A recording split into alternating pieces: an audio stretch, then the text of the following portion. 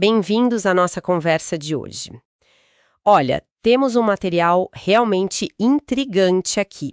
Um documento lá do finalzinho do século XIX, ele nos leva direto assim para o centro de um debate médico bem intenso da época. Vamos analisar juntos um artigo científico. O título é The Parasitic Origin of Cancer. Em português, A Origem Parasitária do Carcinoma. Foi escrito por um médico, Charles F. Craig, e saiu em 1896 nos Anais da Sociedade Médica de Connecticut. Esse texto é tipo uma verdadeira cápsula do tempo, sabe? Ele nos joga numa era de muita investigação sobre o que causava o câncer. E o foco era bem específico. A ideia de que, talvez, parasitas fossem os grandes vilões por trás da doença. É uma janela fascinante para o pensamento médico de mais de 120 anos atrás. Então, nosso objetivo aqui é tentar entender os argumentos, sabe? As evidências que eles tinham na época, as observações, incluindo as do próprio Dr. Craig. Tudo isso sobre essa possível origem parasitária do carcinoma. Certo, então vamos mergulhar nesse texto. O artigo já começa jogando a pergunta na mesa, afinal, o que causa o carcinoma? E é curioso ver o que se pensava, né? O autor menciona desde crenças populares, como imagina só comer muito tomate. Nossa, tomate? Sério? Pois é, até as teorias científicas que estavam, assim, ganhando mais força, envolvendo parasitas como psorozoários, coccídeos, até leveduras.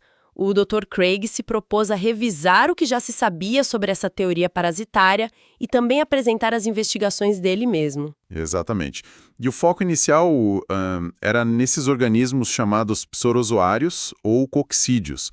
São tipos de protozoários, né? Eles são encontrados dentro das células epiteliais, que são aquelas células que revestem superfícies e órgãos no nosso corpo.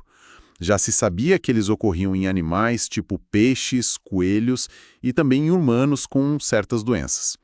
O artigo cita um trabalho bem específico de 1887, de um tal Schennerling.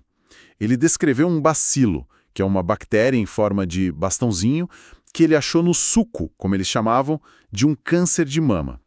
E ele também lotou uns corpos ovais que ele supôs serem esporos. Quer dizer, ele não só observou, mas ele tentou provar que tinha uma ligação, imagino. Sim, ele foi além. Schennerling relatou que conseguiu cultivar esses bacilos, usou os meios de cultura da época, né? Batata, agar-agar. E o passo seguinte foi bem crucial. Ele injetou essas culturas em animais, e aí ele observou a formação de nódulos no local da injeção. E mais, desses nódulos, ele conseguiu isolar os mesmos bacilos de novo. Para a época, isso deve ter parecido uma evidência bem forte, né? Com certeza. Mas a ciência raramente avança, assim, em linha reta, né? Outros pesquisadores conseguiram repetir isso? Então, aí é que está um ponto-chave de como a ciência funciona, né? Outros pesquisadores, como o Sanarelli e o Pfeiffer, eles até encontraram o mesmo organismo no material do câncer. Confirmaram a observação inicial do Schennerling. Só que, quando eles tentaram replicar os experimentos de inocular em animais, eles não conseguiram produzir doença. Falharam. E aí eles acabaram considerando que o bacilo era só um contaminante, sabe? Inofensivo. Isso mostra bem o processo. Uma descoberta precisa ser validada, replicada por outros laboratórios. Sem essa confirmação independente, a ideia perde força, por mais promissora que pareça no início. Entendi. Faz todo sentido. E essa história de achar parasitas em lesões, em tumores, pelo visto já tinham outros relatos antes, né? Sim, o artigo nos lembra que a ideia não surgiu do nada. Ele cita um caso de um tal Gubler, lá de 1858 ainda. Eram tumores no fígado cheios de coccídeos. E depois, em 1883, um Dr. Haddon apresentou em Londres órgãos de um paciente. Tinha cistos causados por esses protozoários em vários lugares do corpo. Coração, pleura, aumento, fígado, rins, até no cérebro. Nossa, mas a conexão que realmente, assim, deu um gás para a teoria veio um pouco depois, você disse. Isso. Foi a ligação feita por um pesquisador chamado Barrier em 1889 e logo depois confirmada por outros dois, Wickham e Hutchinson Jr. A ligação era com a doença de Paget do mamilo. Ah, sim. Aquela condição da pele do mamilo, né? Exato. Um tipo de eczema crônico ali na região do mamilo, que, como eles já sabiam na época, muitas vezes evoluía para um câncer de mama. E o que eles encontraram? Justamente organismos parecidos com os coccídeos nessas lesões de Paget. Isso levantou uma suspeita muito forte. Será que esses organismos não eram a causa inicial que depois levava ao desenvolvimento do câncer? Essa ligação com uma lesão pré-cancerosa foi um argumento poderoso na época. Imagino que isso deve ter gerado um burburinho enorme na comunidade médica. Com certeza. E aí o artigo destaca um período bem ativo ali, entre 1888 e 1892. Vários pesquisadores importantes começaram a publicar sobre isso. Nomes como Melassés, Albarrán, Huffer, Walker, eles descreveram achados muito parecidos. E não estavam sozinhos, sabe? Outros como Burchard, Plimer, Foa, Soldacute, Steinhaus, eles corroboraram essas observações. O interessante nem é decorar todos esses nomes, né? Mas perceber a consistência. Diferentes pesquisadores, em lugares diferentes, descrevendo uma estrutura muito, muito parecida dentro das células do câncer. E como era essa estrutura que eles viam? Tinha um padrão que se repetia? Tinha sim, e a concordância nas descrições é impressionante. Geralmente era algo oval ou arredondado, ficava dentro do citoplasma da célula, sabe? No corpo principal da célula, fora do núcleo. Às vezes aparecia um só, às vezes vários na mesma célula. E eram minúsculos, medindo entre 2 e 10 micrômetros, mais ou menos. Muitos descreviam uma espécie de cápsula em volta dessa estrutura. E alguns até relatavam ver um núcleo dentro dela. O Huffer chegou a propor que eles se reproduziam ali mesmo, por divisão desse núcleo e da cápsula. E o Burchard foi mais detalhista ainda, descreveu algo que ele interpretou como um esporo, com partículas minúsculas dentro. Imagina o nível de detalhe que eles tentavam capturar. Nossa! Então, tínhamos essa onda de observações consistentes. Como é que eles argumentavam que isso era mesmo um parasita e não, sei lá, outra coisa qualquer da célula? Bom, basicamente os argumentos a favor eram, primeiro, a aparência geral. Parecia algo estranho à célula normal, sabe? Não pertencia ali. Segundo, parecia ter uma estrutura organizada, não era só um amontoado de material. Tinha forma, às vezes cápsula, núcleo. Terceiro, alguns zoólogos famosos da época, como Metchnikov e o Balbiani, teriam classificado estruturas parecidas como parasitas em outros contextos. Isso dava um peso, né? Quarto, um ponto técnico bem importante. A coloração. Eles reagiam aos corantes usados na microscopia de um jeito diferente do núcleo e de outras partes da célula. Isso ajudava a distinguir. E quinto, alguns pesquisadores, como Burchard com a história dos esporos, alegavam ter visto sinais de reprodução ou germinação ali dentro. Ok, esses eram os pontos a favor, mas imagino que tinha gente que discordava, né? Claro, a comunidade científica estava bem dividida e tinha argumentos fortes contra essa interpretação parasitária. Primeiro, essas estruturas não se encaixavam perfeitamente na descrição de nenhum grupo conhecido de protozoários. Era algo meio diferente. Segundo, a prova definitiva da existência de esporos era considerada fraca ou muito baseada em interpretação pessoal do que se via no microscópio. E terceiro, talvez o ponto mais crítico, ninguém conseguia cultivar esses supostos parasitas em laboratório de forma consistente. Ah, o cultivo. Exato. Se fosse um organismo vivo, como uma bactéria, deveria ser possível cultivá-lo, né? Como se fazia com outros micróbios. Essa falha em conseguir cultivar é um grande obstáculo para a teoria. E além dessa dificuldade de provar que era um parasita, imagino que surgiram explicações alternativas para o que eles estavam vendo, certo? Sim, e eram muitas. O artigo até lista essas contra-hipóteses. Talvez fossem só cortes transversais de dobras da própria membrana da célula, sabe? Dando uma falsa impressão de estrutura interna. Ou uma célula engolindo outra, um fenômeno chamado invaginação. Poderiam ser leucócitos, as células de defesa, ou hemácias, os glóbulos vermelhos, que foram englobados pela célula cancerosa. Outra ideia era que fossem resultado de divisões celulares que deram errado, divisões anormais. O núcleo se divide, mas a célula não acompanha direito e fica aquela estrutura esquisita. ou simplesmente poderiam ser sinais de degeneração dentro da própria célula cancerosa, produtos de um metabolismo que já estava todo alterado. Ou seja, tinha um leque de explicações que não precisavam de um agente externo, de um parasita. Nossa, o debate devia ser intenso mesmo. Mas a teoria parasitária ainda tinha defensores fortes, imagino, que continuavam buscando provas. Tinha, sim, e eles continuavam trazendo novas evidências, ou pelo menos novas interpretações. O Foa, por exemplo, em 1894, descreveu uns corpos em forma de roseta dentro das células. Ele achava que o núcleo desses corpos se fragmentava em corpúsculos menores, algo que ele interpretou como formação de esporos. E aí veio Plimer com um dado estatístico que deve ter causado um baita impacto na época. Qual foi? Ele afirmou ter examinado 400 casos seguidos de carcinoma, e ele encontrou esses corpos em todos eles, 100%. E, tão importante quanto, ele disse que não os encontrou em outros tipos de tumores que não fossem carcinoma. Essa especificidade era um argumento fortíssimo. Uau! Isso é bem direto. E quanto àquela crítica de que poderiam ser só artefatos? Coisas que apareciam por causa do jeito de preparar as amostras para o microscópio. Para que esses corpos estavam presentes também em células frescas, células recém-obtidas do paciente, sabe? Antes de passar por qualquer processo de fixação química ou coloração. Isso ajudava muito a descartar a ideia de que eram tipo criações do laboratório. Além disso, teve um tal Shachok, que relatou ter conseguido cultivar amebas móveis a partir das bordas de um câncer de mama.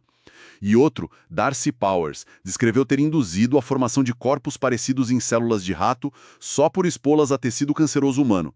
Então, juntando tudo isso, a especificidade do Plimer, a presença em material fresco, esses relatos de cultivo e indução, a balança parecia pender a favor da teoria parasitária naquele momento, sabe? Entendi. Mas ainda assim tinha pesquisadores importantes que resistiam à ideia, né? Sim, o artigo menciona o Cornell e o Adler como exemplos de céticos importantes. Eles argumentavam que as aparências descritas podiam ser explicadas por fenômenos celulares já conhecidos, coisas como núcleo se desintegrando ou vacúolos degenerativos. Não precisava postular um parasita novo e misterioso para explicar aquilo. Mas o Huffer contra-argumentava com um ponto técnico. Ele insistia que esses corpos tinham uma reação de coloração muito particular, diferente do núcleo da célula cancerosa, e que isso permitiria distingui-los. Essa capacidade de diferenciação pela coloração era uma ferramenta-chave na defesa da teoria deles. E é nesse cenário de controvérsia toda que entra o autor do artigo que a gente está discutindo, o Dr. Charles Craig. Qual foi a contribuição específica dele para essa história? Então o Dr. Craig decidiu fazer a própria investigação dele. Ele mesmo admite que foi um estudo pequeno, olhou só 2 casos de carcinoma de mama, mas o objetivo dele era claro: verificar se ele conseguia observar as mesmas estruturas que o Hoffer, o Plimer, o Foa e outros estavam descrevendo. Ver com os próprios olhos, né? Para isso ele usou umas técnicas de coloração bem específicas. Uma delas usava fucsina em água fenicada e depois azul de metileno. A ideia dessa técnica era corar os supostos parasitas de vermelho escuro, enquanto o resto da célula e o tecido ficariam azuis. Isso facilitaria muito a identificação visual no microscópio. E ele encontrou o que procurava? As imagens que ele viu batiam com as dos outros pesquisadores. Batiam, sim. Ele descreve em detalhes no artigo e até fornece ilustrações originais. Ele relata ter visto várias das formas que os outros descreveram. Corpos grandes em forma de roseta que quase enchiam a célula, empurrando o núcleo para a periferia. Corpos ovais menores dentro das células. Estruturas com cápsula. Grupos de pequenos coccídeos dentro de uma cápsula maior. Ele também viu pequenos corpos redondos nos espaços entre as células, mas desses ele suspeitava que fossem só glóbulos vermelhos perdidos ali. Ou seja, morfologicamente, o que ele viu no microscópio confirmava o que os defensores da teoria parasitária diziam ter encontrado. Certo. Então ele viu as mesmas coisas. Isso o convenceu? Ele passou a acreditar que eram parasitas causando câncer? Qual foi a conclusão dele no artigo? Então aqui entra um aspecto que eu acho muito interessante da postura científica dele. Apesar de ter confirmado visualmente os achados dos outros, o Craig é explicitamente cauteloso. Ele escreve no artigo que não está convencido de que esses corpos sejam a causa do câncer. Ah, ele não se convenceu? Não. Mas ele pondera. Ele diz que a presença constante dessas estruturas, as reações de coloração que pareciam ser distintas, a aparência organizada e também os relatos de outros pesquisadores sobre a capacidade de induzir proliferação celular em animais, tudo isso o levava a suspeitar. Suspeitar que talvez esses psorozoários ou coccídeos tivessem sim um papel causal. Mas era uma suspeita, não uma certeza. Ele até menciona no finalzinho uma alegação recente, na época, do Huffer, de ter observado movimento nesses organismos. Se isso fosse verdade, seria uma prova forte de que eram vivos, né? Mas o Craig parece tratar isso ainda como uma alegação que precisava ser confirmada. Essa hesitação dele, mesmo diante de achados que pareciam apoiar a teoria dominante, mostra um rigor científico bem notável para a época, eu acho. Realmente, é uma postura bem ponderada, né? De não pular para conclusões. Mas a busca por um culpado pelo câncer não parou nos protozoários, pelo que o artigo indica. Teve outra linha de investigação que surgiu, não foi? Exato. O artigo dedica a parte final a uma hipótese diferente, mas que também estava ganhando tração na época. A possível ligação entre leveduras e o desenvolvimento de tumores. Leveduras? Tipo fungos? Isso. Um tipo de fungo unicelular. Alguns pesquisadores começaram a explorar essa via. O texto cita um Paul Neumayer, que observou como as células de levedura eram resistentes aos sucos digestivos. Interessante, né? Depois, Rao e Busse demonstraram que injetar culturas puras de certas leveduras na veia de coelhos podia ser fatal para eles, causava uma doença aguda. No entanto, o Busse, que isolou uma levedura de um sarcoma humano, não conseguiu induzir tumores nos animais que ele injetou, só essa doença aguda mesmo. Entendi. Mas alguém conseguiu associar as leveduras a tumores de uma forma mais direta, mais convincente? Sim. O nome de destaque nessa linha parece ter sido Sanfelice. Ele publicou trabalhos relatando ter conseguido produzir neoplasmomas, ou seja, tumores em cobaias. Ele fez isso injetando culturas de uma variedade específica de levedura que ele considerava patogênica, causadora de doenças. E o ponto crucial do trabalho do Sanfelice foi ele chamar a atenção para a semelhança visual. A semelhança entre as células de levedura que ele usava e os tais corpos parasíticos que o Huffer, o Plimer e outros descreviam na teoria dos protozoários. Ah! Parecia uma convergência interessante, né? Como se talvez fossem a mesma coisa vista por ângulos diferentes. Um outro pesquisador, Roncalli, também publicou observações de estruturas que pareciam leveduras dentro das células cancerosas. Então era uma nova pista que parecia promissora. Mas, como a ciência costuma fazer, essa ideia também precisou ser testada mais rigorosamente, imagino. Precisamente. E aí o artigo menciona um estudo que parece ter sido bem completo para a época. Foi conduzido por uma pesquisadora chamada Lydia Rabinowitz. E ela trabalhava sob orientação de ninguém menos que Robert Koch, um gigante da microbiologia, descobridor do bacilo da tuberculose, do cólera. Uau, peso pesado. Com certeza. E a Rabinowitz testou sistematicamente 50 variedades diferentes de leveduras. 50. Ela confirmou que 7 delas eram de fato patogênicas para animais de laboratório, causavam doença, eram encontradas nos órgãos dos animais depois.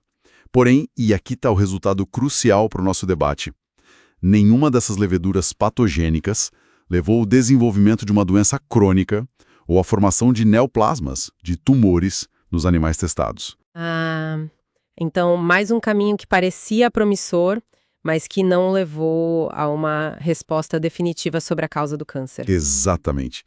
E assim, o artigo do Dr. Craig, escrito lá em 1896, termina concluindo que a questão da origem parasitária do carcinoma fosse por protozoários tipo coccídeos ou fosse por leveduras, continuava completamente em aberto. Apesar de todas as observações detalhadas, de todos os debates acalorados, não havia prova conclusiva para nenhuma das hipóteses na época. O mistério continuava. E com isso, a gente encerra a nossa incursão nesse artigo de 1896, Foi uma viagem realmente fascinante para entender como se tentava desvendar as causas do câncer naquela época, né, com as ferramentas e o conhecimento que eles tinham disponíveis. Vimos as observações super cuidadosas ao microscópio, as teorias que surgiam, os debates acalorados, as evidências que eram consideradas fortes ou fracas. O que fica claro é como a ciência avança aos poucos, né? Muitas vezes por caminhos que depois se mostram não exatamente errados, mas incompletos, mas que são parte essencial do processo de aprendizado, especialmente diante de um desafio tão complexo como o câncer. Sem dúvida. E isso nos deixa com uma reflexão interessante, não acha? Olhando de hoje com o nosso conhecimento sobre vírus que causam câncer, os oncogenes, sobre mutações genéticas que alteram profundamente a célula, sobre o microambiente tumoral, que é super complexo, como será que aqueles pesquisadores de 1896 interpretariam o que eles viam se eles tivessem as nossas ferramentas de hoje? Será que aqueles corpos encapsulados com um núcleo, que eles descreveram com tanto detalhe, não poderiam ser, por exemplo, organelas da própria célula que estavam completamente alteradas pela doença? Ou talvez inclusões deixadas por vírus que eles nem sonhavam que existiam? Ou mesmo células do nosso sistema imune interagindo com a célula do tumor de um jeito que eles não conseguiam decifrar na época? É um exercício de imaginação interessante pensar como as mesmas imagens, as mesmas observações poderiam ser interpretadas de formas tão diferentes dependendo do conhecimento e da tecnologia disponíveis. Fica aí uma provocação para a gente pensar sobre os limites da observação e da interpretação em qualquer época da ciência, né? Um excelente ponto para a gente continuar pensando sobre isso. Agradecemos muito a companhia de todos nesta nossa conversa sobre o trabalho do Dr. Craig e essa parte da história da pesquisa do câncer. Se essa exploração despertou o interesse, considerem interagir com a gente, deixar comentários, perguntas e também compartilhar o material do canal com quem possa se interessar por esses temas. E claro, fica o convite para se inscreverem no canal Arqueobook. A gente está tanto no YouTube quanto no Telegram, para não perderem nossas futuras investigações em documentos históricos da ciência e do conhecimento. Até a próxima!